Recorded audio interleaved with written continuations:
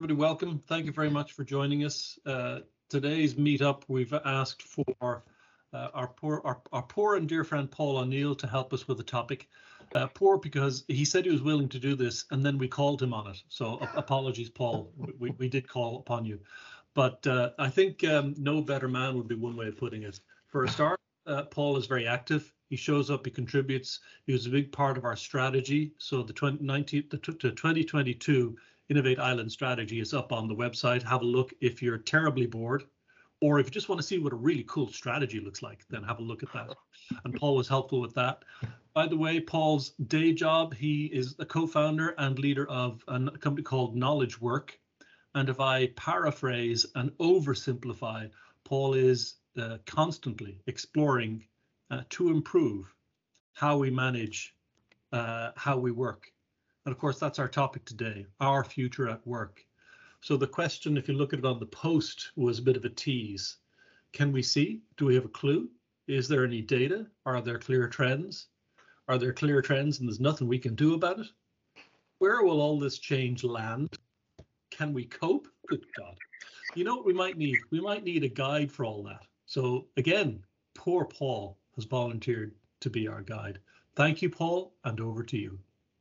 Thank you. Well, let me just see if I can manage the technology to share my slides, which is that could be the trick. You just got to have faith and patience. And Catherine's going to sing us a song while we're waiting for the slides. Isn't that right, Catherine? No, and you really, no, you don't want No? that.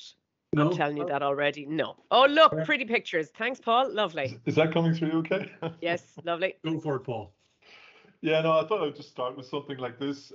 This actually is a cartoon from, I don't know if you've kind of seen this before, but it's actually from this book, Work Disrupted. But I thought it was quite pertinent to kind of the whole topic, because really COVID-19 did pretty much change just how we experience work. What I was planning to do is really just to kind of look at this topic through a number of different lenses, just to kind of see what resonates and maybe prompt some discussion around this towards the end. So I'll just, obviously, Owen mentioned a little bit about my background, so I'll just kind of set the scene a little bit. So I suppose the way I describe it is, my work is about how other people work. So I've been kind of doing this for about the last 15 years. So it's all these things around things like automation, digital transformation. So it's kind of all those buzzwords. So things like workflow, robotic process automation, artificial intelligence. But the reality is that that technology side is, if you like, combining and colliding with how work has been changing over the last couple of years. And I think it's quite profound. And I think these changes are perhaps more profound than the automation side of things. So I thought I would just start off by looking a little bit at how we worked BC, or before coronavirus. And I thought I'd just start with a few little statistics, just to kind of, I suppose, to frame the experience of what work was like, just a couple of years ago. And in some respects, some things haven't changed. But if you look at an employee experience, employees are dealing with something like 130 emails a day in terms of what they send and receive. And a single interruption will cause a loss of something like 25 minutes of productivity for an individual. And then whenever you move up to managers, the average manager will spend something like 3 days between meetings and email. And of those 3 days, 2 days of that are actually waste. So when you combine all that together at a corporate level, that equates to an inefficiency of about 20%. So organizations are losing about 20% of their organizational capacity through what's known as, or referred to as, organizational drag. So really, work itself is somewhat broken. It's not brilliant. And that's kind of the work side of things. Then if you consider, I suppose, the workplace, and I've got a couple of photographs here. And on the top left, you can see really the office of many years ago. And in many respects, it's actually it's influenced by kind of how factories were set up. So it's really, the office was pretty much like a factory for minds. And when you roll this forward, and that photograph in the top left is a kind of a comparison of the office of the past and the office of the present or future. Actually, things haven't changed that much. The technology that sits on the desk, so rather than the telephone, maybe it's now laptops and so on, but it hasn't actually changed that much. And then whenever you look at this photograph on the bottom right-hand side, this is a photograph actually from 2019. And, again, when you look closely at the photographs, what you discover is that people are actually sitting in offices with headphones on. And the reason is to eliminate distractions. So I would say that the office itself in that space of 100 years or whatever hasn't evolved considerably. So that, I feel like, is the office and kind of what work was like before coronavirus. And then we kind of encountered coronavirus itself, which really is, I suppose, the great disruptor of work. So now looking a little bit after coronavirus. Now, I chose this graphic because I thought it was quite relevant in terms of setting just this whole evolution of work in an arc of probably about a century. So if you go back about a century, it was the whole thing of the assembly line. And if you look down at the bottom right-hand corner here, you can see that COVID has really caused, if you like, the greatest experiment in the history of work. Now, what's unique about this is that we were all part of this experiment. So we weren't neutral bystanders, and it's very hard to be objective about that. So we all have opinions, and I thought that it would be useful to maybe to look at some of the evidence around just that experience. So the best place to start around evidence for just that whole experience is from a Professor Nick Bloom of Stanford. He's probably the most quoted person around this whole topic. And he produces a lot of statistics and evidence, and it's all freely available at this site, workingfromhomeresearch.com. Now, I'm not going to go into it in detail because it's all there. You can access all the information. You can download it. It has presentations. I'm just going to pick out a few critical aspects. Now, this one chart, it looks a little bit horrendous, but just to explain it, is that the black dots at the top of the graph represent what employees desire in terms of working from home. And the red triangles represent what employees were planning to offer to employees in terms of working from home. And really what it highlights is that there is this tension or gap between employee expectations and what employers are planning to do. And along the x-axis, that really is the differentiation by salary. So as you can see, as the salary range actually increases, that the expectation gap actually reduces. But for employees on lower salaries, you have this biggest tension or this biggest gap. Now, the information's all there. It covers things like, for example, the impact. His research things on the impact on cities, on on kind of people movements and what have you. So I'm just going to give a few brief items of information. And what happened during COVID is that it accelerated the working from home rate by the equivalent of 30 elapsed years. So the rate of evolution was equivalent to 20 times what was going on before. And I think if you take away two key things from this, it's the next 2 points, is that employees value the ability to work from home, that on average, it's equivalent to an 8% pay increase. And for some employee roles, it's actually considerably more than that. The other aspect is that on average, it equated to a productivity improvement of 5%. So a lot of people were saying, it's unproductive, but the statistics indicate it's actually work has become more productive, and actually that's increasing. So as we become more used to working from home, the productivity is increasing.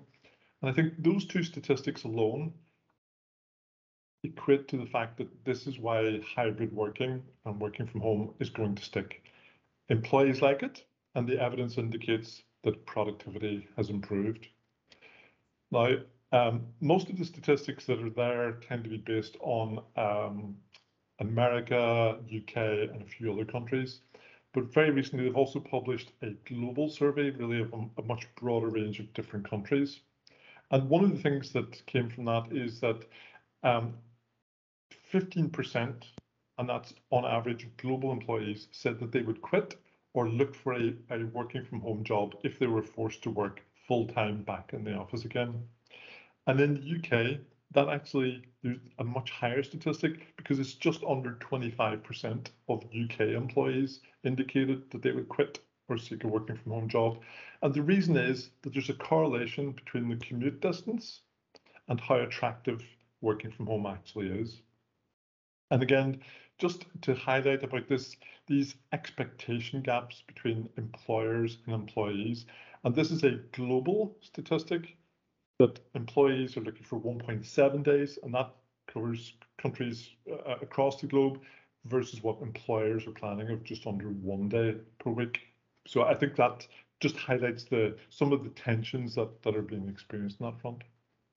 So that was all I was going to say just about that working from home research. It's all there. It's got probably more answers to questions that you haven't even thought of at this point in time. I thought I would just change a little bit and perhaps look at some individual perspectives and kind of look at it through a slightly different lens. Now, this book, The Burnout Epidemic, I've really just included it there as I suppose, as a token to represent the entire topic of well-being. I think this is probably the number one factor that's going through employees' minds at this point in time as to, why am I working? Why am I doing this job? It's, as Microsoft put it, it's the worth it equation. So really top of mind in employees is that, having gone through the pandemic, is that they're really questioning where they work, why they work, and if this is something that they want to do. So it's really about this, and I've kind of called it the life-work balance as opposed to the work-life balance. One of the biggest savings is actually around time saving, is the commute, is that people have kind of got that time back, and that's just one aspect, but that is the single biggest time saving that employees have got. And the other thing is really just this ability to focus on work. So really working remotely or working from home just removes those interruptions and distractions. Now, there are some negatives with this way of working, like the issue of boundaries. So really kind of work and life almost like joining in together. And the other thing is really just kind of the loss of some of those social connections. But on balance, conclusion is that employees like this way of working, and again, that's another reason it will stick. Now, one other aspect, just kind of looking at it from an individual point of view, is that, and again, there's kind of a personal story to this to an extent, but something like 14% in the UK of the population are combining work with some element of caring. So that could be looking after somebody who is disabled, somebody who's seriously ill, or somebody who's elderly. And in the UK, that equates to something like 3 million people who are combining those two different ways of work. And whenever you get to people who are in the age group of, I think it's between 50 and 64, that actually goes up to a total of 20%. So 1 in 5 of the population are combining caring responsibilities with work. And just under a year ago, I suppose this was brought home to me because my wife was in an accident. She broke her leg very badly, had to have surgery, and ended up in a plaster cast. And really, it meant that she couldn't get about, and I suppose I became her carer, as it were, for a period of time. But the fact that I was working from home meant that I was able to still deal with all those caring responsibilities, but actually do work. I was able to reorganize my schedule, and all those things kind of were taken care of. So it's kind of it's not that it's people just want to have an easy life. People are coping with a variety of different considerations in their own lives and combining work and things like caring together. Now that's the individual. I think one of the other things that is perhaps not talked about, and I think it's coming to the fore more now, is the impact on managers. From some research recently published by Microsoft, is that what they're saying is that line managers are saying they're almost like stuck in the middle between the expectations of employees and the leaders within their organization. And 54% of them said that they were concerned regarding productivity, despite the fact that the evidence is that people are actually more productive than when working remotely or working from home than they are working in the office. And finally, 40% are saying that they're struggling to manage remote workers. So this is a real problem. Again, it's another tension in this way of working that people are trying to cope with. And I kind of refer to it as the invisible, managers dealing with invisible work performed by invisible employees. And just to maybe kind of localize this a little bit, I know earlier on we were talking about hubs and so on, but this is a reality here in Ireland today. And this isn't just kind of hybrid work. This is actually remote work. So this is full remote work. And Grow Remote is, I think it's a social enterprise started in Ireland. And again, there's a lot of good information there for job seekers and for employers about how to manage this. But you can see that this is happening all over Ireland, and this is happening today. And if you go on there, for example, you'll see that there's something like 800 jobs that are actually advertised at this point in time on the site as fully remote jobs. So this, in some respects, is not the future. This is today. This is the reality. And there's one there. I think if you kind of zoom all the way up to Donegal and you look at Iron Island, there's a Twitter employee who's kind of working on Iron Island, which is, it's great that people don't have to go to those large metropolitan areas to get work. I'm going to switch gears another bit, just to talk a little bit about the role of networks. And on the left-hand side, you see here, this is kind of part of my background, is kind of process diagrams. And again, in many respects, this is actually almost part of the history from 100 years ago of how we organize work. Because the reality is that that's not really how people work today. How people work is what you see on the right-hand side. It's interaction focused. Those dots really represent different people within an organization. They're actually interacting with one another. And that's what's referred to as organizational network analysis.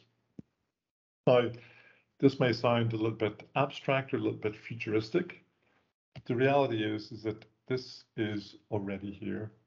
Because if you're using technology such as Microsoft 365, part of that technology includes what's known as Microsoft Viva or Insights, and it's actually performing organizational network analysis. So it's looking at what's referred to as digital exhaust data.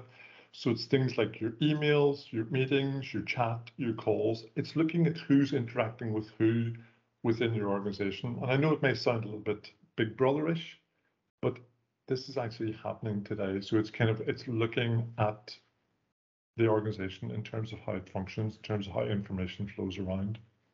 I'm not going to go into any of the statistics or anything like that, but you just look at those pictures. Those are organizational network analysis diagrams for an organizational operation. And just to reiterate this is something I came across. I'm definitely not going to go through this information. This is something that just published within the last couple of weeks by the Josh Bersin organization.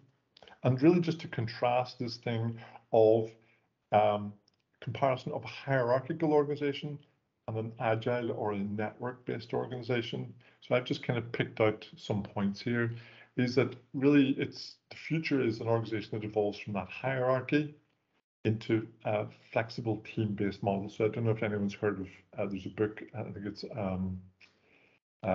Team of Teams, in terms of how organizations really will function in the future. And rather than being designed around leaders or managers, it's designed around customers.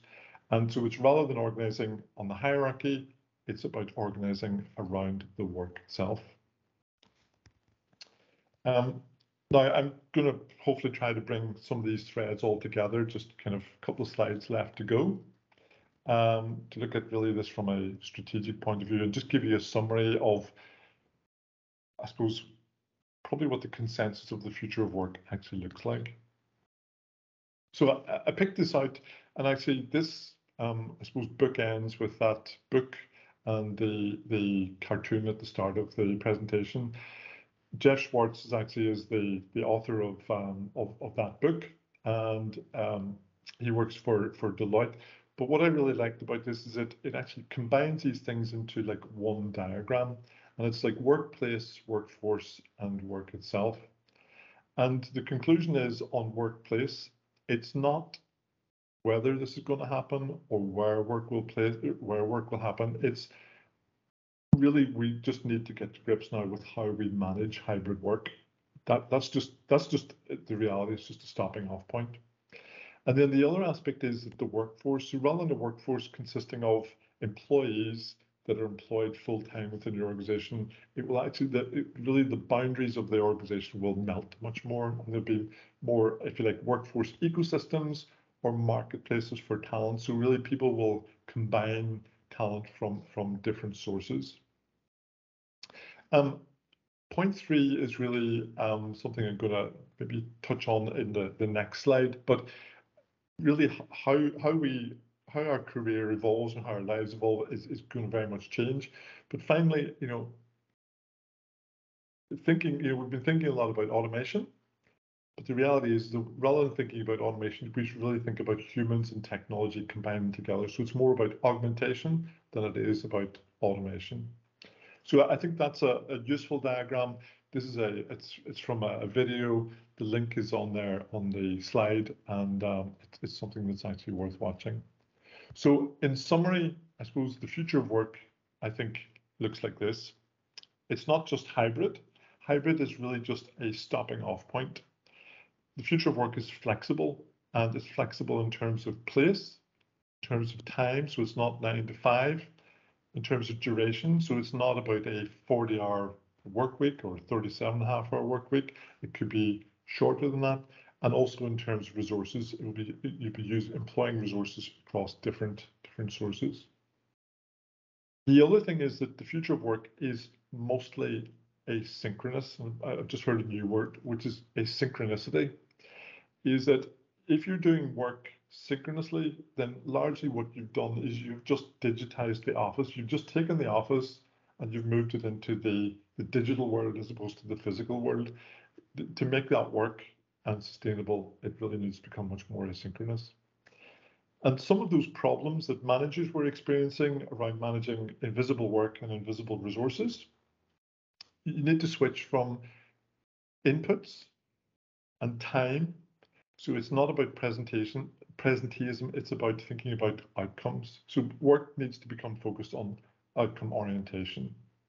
And it will transpire through these networks, these organizational networks, rather than hierarchies.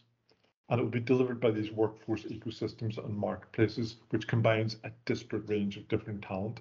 And finally, just that point is that employees, rather than having a 3-stage career of education, employment, and retirement, is that employees will move in and out of different phases. So they'll be employed, they'll maybe go back into education, they'll maybe work for themselves, they'll work for an employer, they'll maybe do gig work, and perhaps travel at different points in their lives. So really, one of the things is that people will be living longer, they'll be working longer, and they will not spend 50 years working before they decide then to retire and enjoy their retirement. It will really be much more varied than that. So that was everything that I had, and I'll stop sharing. So you're finished sharing. That's enough. Yeah. Hopefully Paul, that was brilliant. Thank you very, very much. A lot of the stuff you mentioned, a lot of us will have heard a surface. We'll have seen a stat. We'll have seen a reporter trying to get a story together for their morning headline. Yep. But I think we've seen a whole lot more underneath the headlines. We've seen the duck's feet paddling underneath. Fantastic vision of that. Much appreciated. You've met me, Paul, so you know I only have 5 questions, but it would be great to see if others have questions or reflections on the last 15, 20 minutes. And it looks like Catherine got in first, so we'll start there. Catherine, over to you. I did. Thanks, Owen, and thanks, Paul. That was very interesting. I was furiously scribbling notes. And I guess now, like you're with the clients that you're working with, are they coming from it from a backs to the wall resource challenging problem? Or are they saying, right, we know we have to kind of re-platform our business, so therefore, how are we going to redesign it? Or is it they're saying, oh no, come back to the office, and they're just getting a big meh from their employees? What's the kind of the prevailing challenge that you're encountering? I think there's a number of questions there which are really on point. I think the kind of the when employers are when they're telling employees to come back to the office, what's happening is I think people are saying is, why am I coming back to the office? Am I being asked to come back into the office to sit and do what I could literally do at home, which is, and actually there's a lot of almost like reports now that people are saying they're going back into almost like ghost offices where they're sitting on calls. And actually, I've spoken to a number of people and they're saying even whenever the offices are just somewhat busy, it's just they're really struggling with all the background noise and all the rest. So they're actually finding it more difficult now to kind of go back into that environment. So I think the office, people have really got to figure out what is the purpose of the office itself. On the resource front, I think that's another brilliant question, because what's actually happening is that, and this I think is pretty much a global phenomenon, is that the labor market is very tight, and that people are apparently what recruiters are doing is that when people are saying in things like LinkedIn is, I'm being told to go back to the office and I don't really want to go back to the office, the recruiters are targeting them to offer them jobs with other employers. So it's kind of, that's almost like a gold dust to recruiters to kind of poach people, because essentially, people don't believe that they have to go back to the office on a full-time basis any longer. So, and there's that, and then it's also combining with the technology side of things. I think a lot of employers, the four-sided ones, are making these changes, but this is all being driven from an employee perspective. I've kind of looked at research from Gartner, Deloitte, Bain, McKinsey, and all of them start with the employee, because that's the big problem. That's the big challenge that they have at this point in time. And yeah, if you lose your employees, you pretty much don't have a business. Great. Thanks, Paul. Thank you very much, Catherine. Before we move on to the next question, just a comment that if you look at the chat, there's a few comments from me at the start. There's a few URLs that Paul asked me to put up, which are shared for everybody. Also, thank you to John and Georgina, really good suggestions there. And John, there's that very particular question. If someone wants to have a chat with you about Grow Remote, how should they reach you?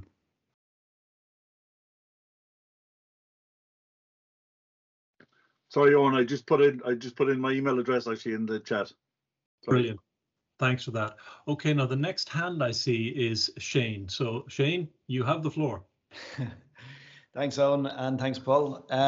Just perhaps an interesting data point in all of this is that, amongst other things, I teach a module on a master's in advertising in one of the universities in Dublin. Yeah. And students, like workers, went through the same thing. It was remote, then it was local, then it was remote, and now it's largely local again. Yeah. And the other interesting thing, I guess, with like a 1-year master's, typically if you're going to do one of those, you're going to work about 70 hours a week on it. Yeah. And then you add into that, in the normal run of things, commuting, Yeah. often the need to work to raise funds to support yourself. You take all of that away, which happened for a year or nearly 2 years. And what we saw, the performance went through the roof. Like I have a cohort of about 25 students, and in an average year, you would have maybe 1 or 2 firsts. Yeah. I think we had 10 in the year before last. And that was just the pinnacle of it, like the everybody's work quality. And you know, as lecturers, you largely work on your own little thing. I was going to everyone else and saying, "This is just me, or is everybody suddenly doing amazing work?" And they said, "No, everyone is doing amazing work." Yeah. So I'm just saying that because I wonder if there has been study done into that, because it's probably the one area that's quite close to work, but it's also relentlessly assessed and measured. So there could be some really useful data from that space if anyone's done it. Yeah. Can I maybe pick up on that point? Because I'm not sure, I'm not aware of any specific data, but I think one of the things is that the whole remote experience has enabled people to to go back into education. And it kind of fits with this thing that people are combining, it's kind of reevaluating what they're doing, and maybe kind of education is a way to maybe kind of change gears or switch career. And one of the things that actually I did during the pandemic, so I actually did a postgraduate qualification myself in artificial intelligence, fully remotely, never been on the campus. And had that not happened, had that option not been available, I wouldn't have done it. So, from that point of view, I think it just shows all these things have really gone virtual. So I think it's opened up a lot of opportunities. Sorry, just to caveat that one story as well, the other piece that is clear is that the students did extremely well, but they hated it. They would, like, because they had no social lives, they had no interaction. Yeah. But the availability of time, the lack of distractions, in many cases they were getting government support through social welfare. Yeah. But it just points to all of those things that we know drive performance, and which everyone sort of most of the time goes, let's not think about that. Let's just have them in the room. I think I was going to say the other thing is it's a good distraction, doing something positive rather than kind of just listening to all the bad news on the television every night. So it was for me, it was a good distraction. Yeah. Brilliant. Great offering, Shane. Great little factoid. And we're all going to steal that and quote you on for the next 10 years, by the way. Now, Mr. Murphy, I think we're back to you. Yeah, I tell you, I happened to get involved with Grow Remote back in 2018, start of 2019. Yeah. And as a volunteer, and at that point in time, actually, the biggest challenge always was trying to get employers comfortable with the idea of remote working. Yeah. Because no one will ever work if they go home. Like, we won't see what they're doing, and all of that type of mentality actually was there. Yeah. And I mean, it was definitely one of those positives that came from COVID. Yeah.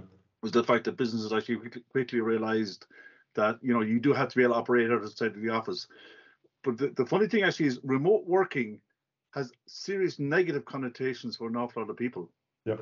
And I think that we need to move to the mindset of actually it's the ability to work from anywhere. Yeah. Is the idea that people need to be working towards, because there's times you need to be in the office. You have to have the face-to-face activities. Yeah. But you can be as productive from home or in a digital hub, or dare I say it, actually sitting on the beach in Spain, if your workload permits that. Yeah. I think that's the part actually where there's a kind of a mindset change there. And the other significant one actually, and I mean, Paul, you actually highlighted this as well, as what needs to happen actually from a leadership and a management perspective. What they need to focus on is outcomes based. Yeah. And I mean, God forbid, they need to start telling people what they expect from them. Yeah. What's going to happen actually if you deliver on it, and what's going to happen if you don't deliver on it. Yeah. Because managers actually it actually is putting additional responsibility on them, but it can actually be done, And the figure you mentioned actually, Grow Remote actually said there's 850 jobs on board. There's actually 85,000 plus jobs available. in remote working, because all of a sudden the world is your oyster. And I mean, that's the part actually where now, how many of them actually fit into the category you want? That's a different story. Sorry, Paul, I saw you going to jump in. No, it's great. And actually, one of the things that I've kind of discovered, so ex-colleagues of mine, and so I'm kind of living up kind of northwest of Ireland, kind of on the border area. But a number of ex-colleagues of mine who are kind of from Donegal are all now working for companies, and they're living in Donegal, working for companies in Belfast, in Dublin, and they're working entirely remote. And I think, to your point, we probably shouldn't call it remote work, because that's really the wrong way to think of it. We should think about it as distributed work. Yeah. But remote work kind of as a website name, or Grow Remote, is fabulous. But there are a lot of companies that have really been created remotely, and are kind of very, very successful. And in many respects, organizations were always distributed, but we just have to get better at doing this. One thing from the jobs that I noticed on there is that they are all full-time. There was one job out of the 800 listed where I think it said something like part-time. And actually, I think that's the future, is how people can say, is rather than a full-time remote 40-hour job, is that they can actually, maybe they want to work 3 days or 4 days or whatever it happens to be, or different hours. And actually, I think that it really should be about flexible work. Now, Paul and John, that was fascinating. But John, there's a queue of people who want some of Paul's valuable time. So I think we have to go to Carmel. Welcome, Carmel. How are you? I'm very good, thank you. Paul, I was just wondering, from what I'm seeing, it's like the whole remote working or blended or distributed working, it's all looking at everything as like one big entity. But would you say there's a separate challenge depending on the sector? That it's not the same challenge maybe for public sector as it is for private sector, because I know, like from county council, the issues that we're facing, loads of kind of issues, and I'm sure some of them are shared, but because we're scrutinized for providing public value, like even our councillors are saying, how much is it going to cost for you to get people out to work from home generally? I know they're blended working, but we have to provide the same setup for employees as if they're in the office. So that means giving them multiple monitors, and even down to printers, which from an IT point of view, I'm totally refusing because of data privacy and the impact on that.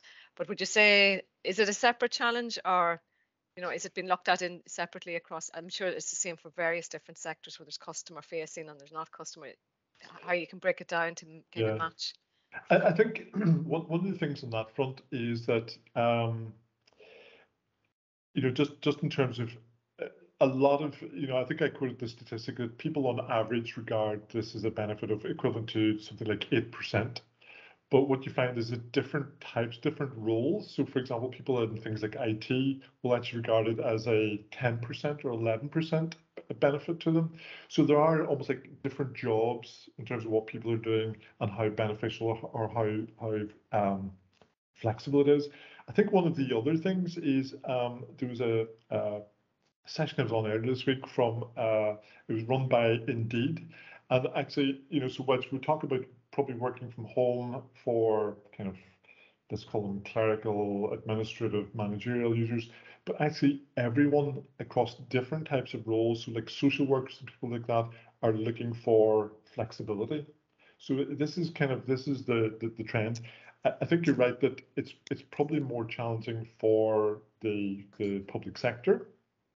But in some respects, I think the danger is that if people don't, it's not so much embrace it, but really to deal with it. The danger is that other sectors who are offering that as an option will, it's already happening, Paul. We can't hold on to staff. We can't hold on to them. They're going already. And actually, I think that's the challenge, is that people have got to think about, how can we come up with an offer that that suits people in their lives, and that could be things like, maybe parents who are carers or whatever, maybe working different hours, so kind of people who want to leave the children to school, pick them up in the afternoon. So I think that's really where flexible work becomes more important. Thanks, Paul. Thank you. Thank you very much, Carmel. Now, Eric has been waiting patiently and fighting tech battles while he was at it. Welcome, Eric. Good to see your face. Thank you for joining us. Over to you. Thanks, so. Yeah, so sorry if it'd been asked or answered already with my technical woes. Now I missed little parts of the presentation, but how do you think employers would deal with the border issue? I think John's touched on it, that you could be sitting in Spain doing your work, the same work for an Irish organization, or and I've seen it in the education sector. I have colleagues from Argentina who just completed his master's in DCU, so did it all remotely. So, but there's a legal aspect as well from hiring people from abroad. You could have like great worker in the global south that joins your organization at a much reduced rate as well. I think there's a couple of very interesting questions there, and one is the kind of, do you pay people who are in different geographies less money? And that kind of came up a number of times with people like Google and Meta and so on. And yes, you probably could do that, but I think that's very counterproductive, because what's going to happen is people will pay for the talent, and again, we're going to be focused on the outcomes. So I think that's probably short-sighted. And I think with kind of the introduction of all this technology, all those boundaries and barriers have been removed on the different jurisdictions. I think there's a company that's been set up in Ireland, and I can't remember the name of it now, that are actually dealing with this issue about the whole thing of the taxes and the legals and all the rest.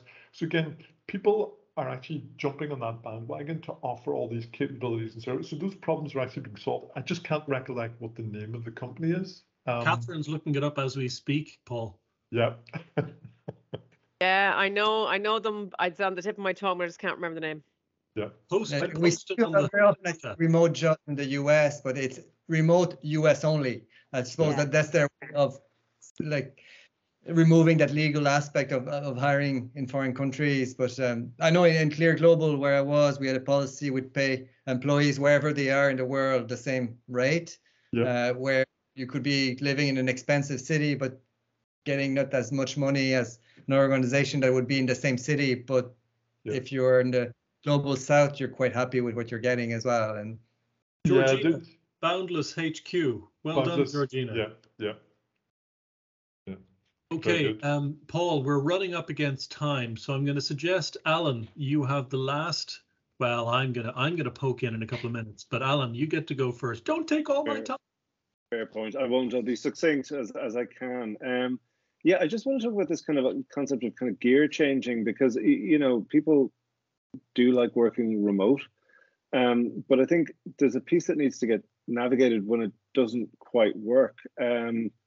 When the pandemic struck and we all had to kind of retreat to our homes and lock down, I was working in a big corporate innovation lab, and my team was the kind of design thinking team. Yeah. And I think there were people in the coding and technology and operations parts who were happy to literally just kind of log on from a different screen and do whatever they did normally from home, and it worked quite well. Whereas us, we had to kind of get our heads around, the whole collaborative aspect of, how do you organize remote sprints and workshops and all of that sort of thing. And I think we were probably among the first people to want to get back into a collaborative environment. And, but you only needed to do it for that workshop. And then when you'd done the workshop and gathered the insights and you wanted to actually produce collateral, decks, outputs, whatever, you'd be very happy to go and sit at a remote desk. So I think there's a lot of that sort of flexibility, not just around people's lifestyles or their commuting or whatever, but I think people do need, to maybe not be 100% remote. Every now and again, there has to be an opportunity to kind of come together when you need that high energy. You need to kind of stare people in the eye, or you need to kind of convene around a whiteboard. So that, I think, is something that I think is going to become quite challenging, to have that facility there. And I know that's what a lot of the kind of the remote work and the WeWorks and the hubs and things are kind of facilitating at the moment, is that sort of breakout thing, or the high energy workshop thing. Because I think a lot of people, well, particularly people around Innovate Island, I guess, would be in those kind of roles where it's not an all or nothing, and your job isn't the same, from 9 to 5, Monday to Friday. You step in and out of situations where it's feasible remotely, and then when it's really not. I think that's kind of a space that watch the space, because that's where there will be a lot of kind of hybrid Yeah, exactly. Yeah, exactly. There's a phrase that there's a Dr. Nicola Millard, and I think a few other people have used it as well. It's kind of horrible hybrids, where essentially, if you're not intentional about these things, if you don't kind of organize things around schedules, is that what you find is that people, some people are coming into the office one day, some other people are coming in a different day, and really it's not quite dysfunctional, but it's not aligned.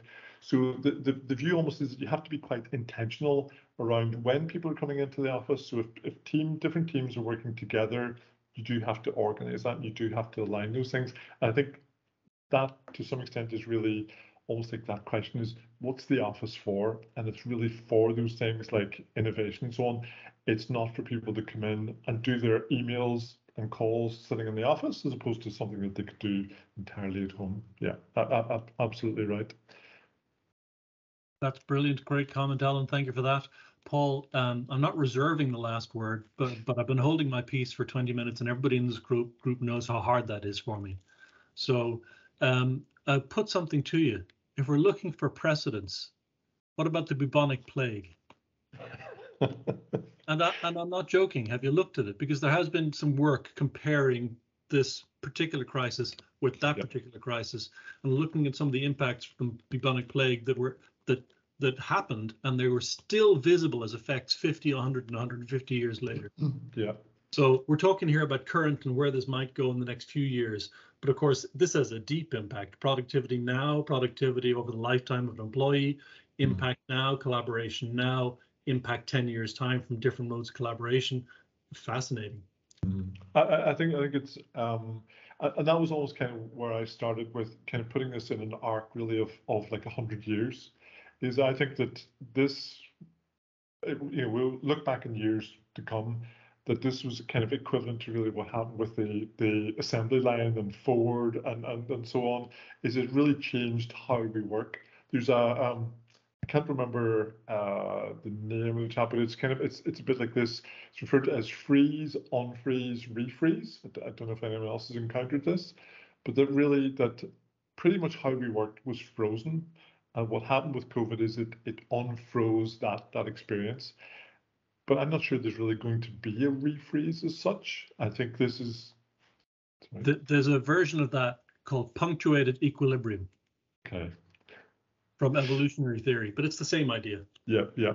And yeah, I think one of the other things around innovation and so on, one of the things that was quoted is that literally when the pandemic hit, there's kind of a study of the patents that were filed, is that the number of patents that were being filed around remote distributed working actually started to shoot up in the US Patent Office.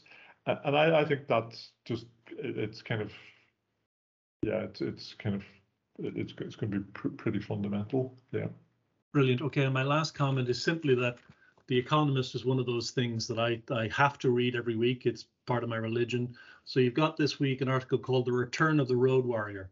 Now, most of what we were talking about today was deliberate. It was about knowledge-centered work, and it was about office-centered work, not factory work, not road. But there's a whole lot of different perspectives. And will the road warrior return?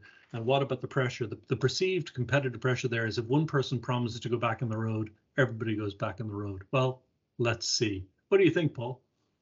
Me personally, and kind of in a past life, I used to work along with salespeople.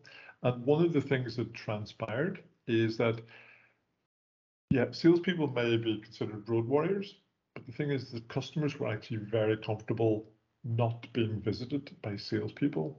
And actually now, at early stages, they really just want to do things remotely. They want to have remote meetings and stuff like that. So it's not necessarily that the road warriors may want to be back on the road. It's actually, it's the people don't necessarily want to receive them. So yeah, that's. On that note then, Paul, that was really, really nice little note from my selfish point. Thank you very much. While we're doing this, John and Shane have been texting like warriors. So great to look at some of those comments. Brilliant. While we're doing this, folks. Catherine or others, if there's any other business, let me know. But in terms of what happens next, well, let me just suggest this conversation continues online. We will share the video. Paul, you and I mentioned sharing slides. Are you happy to share that slide set or some version of it? Yeah, I can PDF that and share it. Yeah. So all of that's going to be available on LinkedIn, and there will be the odd comment and maybe some very odd comments on the LinkedIn thread or over the next week. So please do join in there. A couple of other things to point out. I did mention earlier the strategy. It is really useful for us, the leaders of Innovate Island, to have a strategy. We hope it's really valuable for the members, and half the people in this room contributed to it. So we'd love to hear your thoughts on the strategy. Now we need to get into how to execute that and what resources we might need and who might be interested in getting involved in that. So by all means, please do have a look and shout at us or with us in any way that suits. The other thing is, next week we have Joanne Hyland, who is an internationally recognized expert. She's one of the founders of the strategic innovation approach.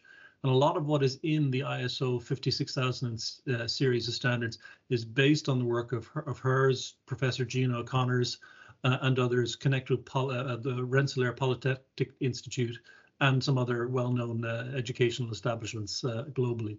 So she's going to talk to us about rough seas, how to navigate uncertainty to deliver big impacts. So that's about the really ambitious innovation, deep, long-term, sustainable. That's our topic next week. We hope to see some of you there. If anybody has last-minute thoughts, I'd love to hear them. But other than that, we give you back 2 minutes for lunch. Enjoy. Thanks, folks. See you next Well week. done, everybody. Thank you. Thanks, Paul. Paul. Bye. Cheers. Thank you. Appreciate it. Thanks, Bye. Paul.